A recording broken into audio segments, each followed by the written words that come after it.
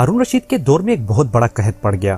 اس قحط کے اثرات سمرقند سے لے کر بغداد تک اور کوفہ سے لے کر مراکش تک ظاہر ہونے لگے۔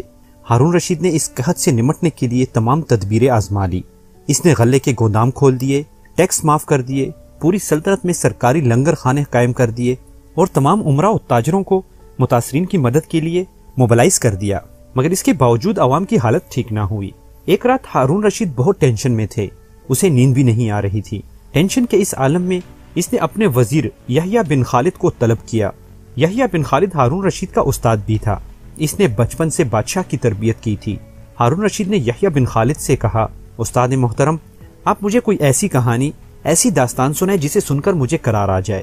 یحییٰ بن خالد مسکرائے اور عرض کیا، بادشاہ سلامت، میں نے اللہ کے کسی نبی کی حیات طیبہ میں ایک داستان پڑھی تھی۔ داستان مقدر قسمت اور اللہ کی رضا کی سب سے بڑی اور شاندار تشریح ہے۔ اگر آپ اجازت دیں تو وہ داستان میں آپ کے سامنے دہرا دوں۔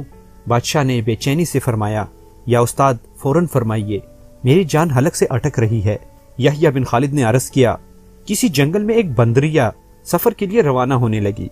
اس کا ایک بچہ تھا، وہ بچے کو ساتھ نہیں لے جا سکتی تھی، چنانچہ وہ شیر کے پاس گئی اور اس سے عرض کیا، جناب آپ جنگل کے بادشاہ ہیں، میں سفر پہ روانہ ہونے لگی ہوں، میری خواہش ہے کہ آپ میرے بچے کی حفاظت اپنے ذمے لے لیں۔ شیر نے حامی بھر لی، بندریا نے اپنا بچہ شیر کے حوالے کر دیا۔ شیر نے بچہ اپنے کندھے پر بٹھا لیا، بندریا سفر پہ روانہ ہو گئی۔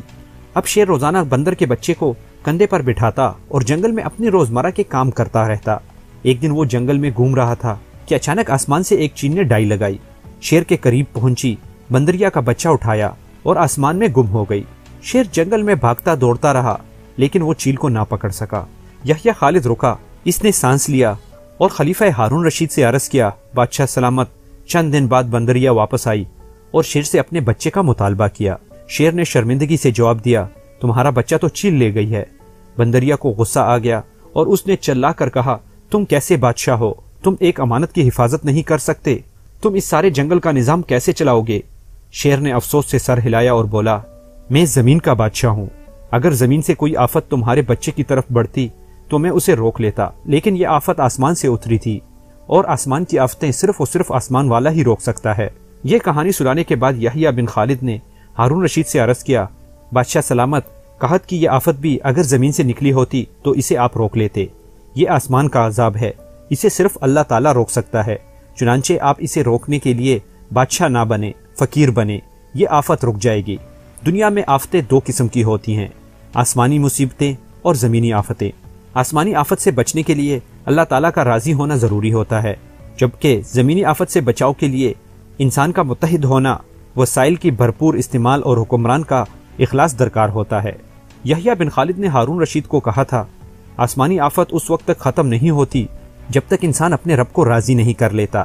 آپ اس وقت کا مقابلہ بادشاہ بن کر نہیں کر سکیں گے، چنانچہ اپنے آپ کو فقیر بنائیں، اللہ کے حضور گر جائیں، اس سے مدد مانگیں۔ دنیا کے تمام مسائل اور ان کے حل کے درمیان صرف اتنا فاصلہ ہوتا ہے جتنا ماتھے اور جائے نماز میں ہوتا ہے، لیکن افسوس ہم اپنے مسائل کے حل کے لیے 7 سمندر پار تو جا سکتے ہیں، لیکن ماتھے اور جائے نماز کے درمیان موجود چند انچ کا فاصلہ طے نہیں کر سکتے۔ میرے دوستو، اس کہانی سے مراد یہ ہے کہ اللہ بھی ہم سے اس وقت ناراض ہے۔ پوری دنیا کے اوپر ایک چھوٹے سے وائرس کو ایسے مسلط کر دیا ہے کہ تمام دنیا کو روک کے رکھ دیا۔ تمام دنیا کے کاروبار رک گئے، سٹاک ایکسچینج رک گئی، یہاں تک کہ لوگوں کی بازاریں، دکانیں اور روزمرہ کی زندگی بھی رک گئی ہے۔ جب کوئی شخص کسی سے ناراض ہوتا ہے تو اسے اپنے گھر میں بلانا بھی پسند نہیں کرتا۔ آپ اس چیز کا اندازہ اس سے لگا لیں کہ اللہ ہم سے ناراض ہے کہ ابھی خانہ کعبہ کے اندر بھی لوگوں کے جانے پر منع کر دیا گیا ہے۔